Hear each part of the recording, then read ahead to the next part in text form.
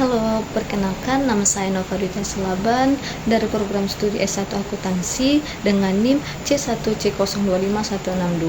Pada video kali ini saya akan menjelaskan materi tentang fungsi dengan mata kuliah Matematika Ekonomi dan Bisnis, dosen pengampu Ibu Sri Ningsi, SE, ME. Nah, sebelum saya menjelaskan materi fungsi, saya ingin menjelaskan sedikit apa itu matematika ekonomi. Matematika ekonomi digunakan untuk menganalisis suatu perekonomian yang dimana para ahlinya ini menggunakan simbol matematis untuk menyatakan suatu permasalahan dengan menggunakan dalil matematis untuk pembahasannya. Apa sih perbedaan matematika ekonomi dan non-matematika ekonomi? Yang pertama, matematika ekonomi ini asumsi dan kesimpulannya dinyatakan dalam simbol matematis, sedangkan non-matematika ekonomi dijelaskan dalam bentuk kalimat. Yang kedua, matematika ekonomi ini pembahasannya menggunakan dalil matematis, sedangkan non-matematika ekonomi penjelasannya yang sangat panjang dan mencakup luas.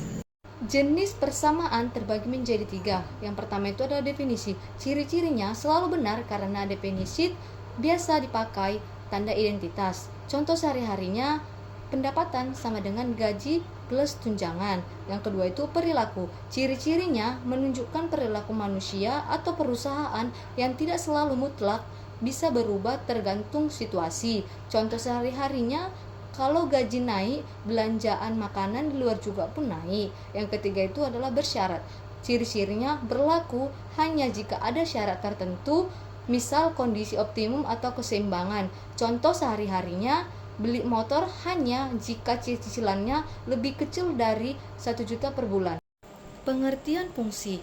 Fungsi merupakan suatu bentuk hubungan matematik yang menyatakan hubungan ketergantungan atau hubungan fungsional antara satu dengan variabel lainnya.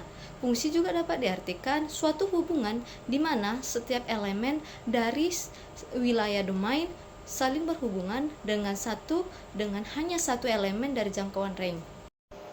Faktor pembentuk fungsi terbagi menjadi 3. Yang pertama itu adalah variabel. Variabel terbagi menjadi 2.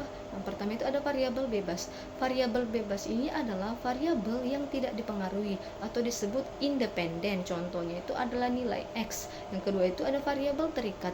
Variabel terikat ini adalah variabel yang dipengaruhi atau disebut dependen. Contohnya itu adalah nilai Y. Yang kedua itu adalah konstanta. Konstanta ini adalah nilai yang berdiri sendiri. Yang ketiga itu adalah koefisien. Koefisien ini adalah nilai yang selalu diikuti oleh variabel. Contohnya itu Y sama dengan 2X tambah 1. Y itu adalah nilai variabel terikat, 2 itu adalah nilai konstanta, X itu adalah nilai variabel bebas, 1 itu adalah koefisien. Sistem koordinat kartesius dalam menggambarkan suatu fungsi meletakkan variabel bebas pada sumbu horizontal atau absis dan variabel terikat pada sumbu vertikal atau ordinat. Horizontal sumbu X, vertikal sumbu Y.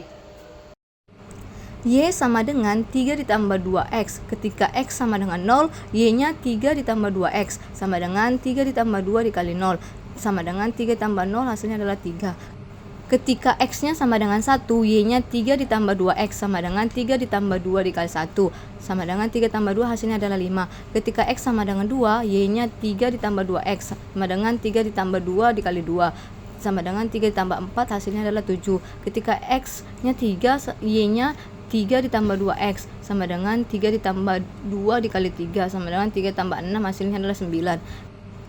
Ketika X sama dengan 4, Y-nya 3 ditambah 2X sama dengan 3 ditambah 2 dikali 4 sama dengan 3 ditambah 8, hasilnya adalah 11.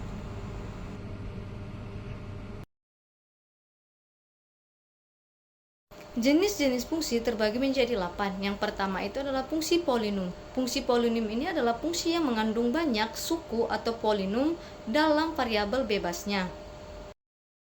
Yang kedua itu adalah fungsi kuadrat. Fungsi kuadrat itu adalah fungsi polinom yang pangkat tertinggi dari variabel adalah pangkat 2. Sering juga disebut fungsi berderajat 2. Yang ketiga adalah fungsi pangkat. Fungsi pangkat ini adalah fungsi yang variabel bebasnya berpangkat sebuah bilangan nyata bukan 0. Yang keempat itu adalah fungsi logaritmi. Fungsi logaritmi ini adalah fungsi balik atau inferensi dari fungsi eksponensial. Variabel bebasnya merupakan bilangan logaritmi. Yang kelima adalah fungsi linear.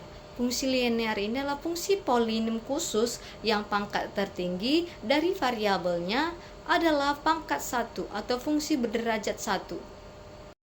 Yang keenam itu adalah fungsi berderajat. Fungsi berderajat ini adalah fungsi yang pangkat tertinggi dari variabelnya adalah pangkat n. Yang ketujuh itu adalah fungsi eksponensial. Fungsi eksponensial ini adalah fungsi yang variabel bebasnya merupakan pangkat dari satu konstanta bukan 0. Dan yang terakhir adalah fungsi trigonometri dan fungsi hiperbolik adalah fungsi yang variabel bebasnya merupakan bilangan-bilangan geometrik.